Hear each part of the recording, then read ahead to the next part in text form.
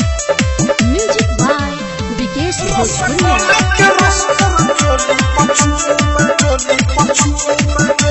पहले हरे छौरी के नई नस्ता बारे बंगाल के माल का तो सस्ता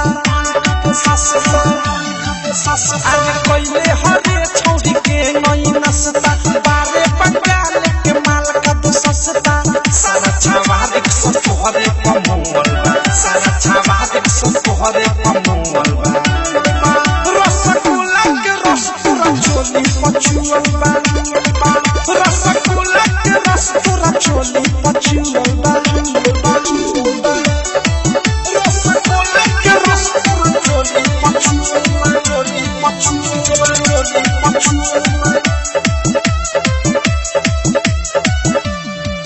रसगुल्ला के रस पूरा चोली कहला तो कहता रू हमारा के चुप चुप देखो नी पिका पावा में खात रहलू गुप गुप कहला तो कहता रू हमारा के चुप चुप देखो नी पिका पावा में खात रहलू गुप गुप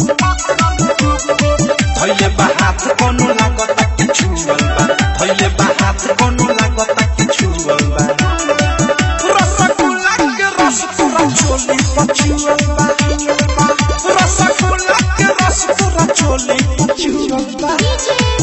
रसगुल्ला के रस पूरा चोली म्यूजिक बाय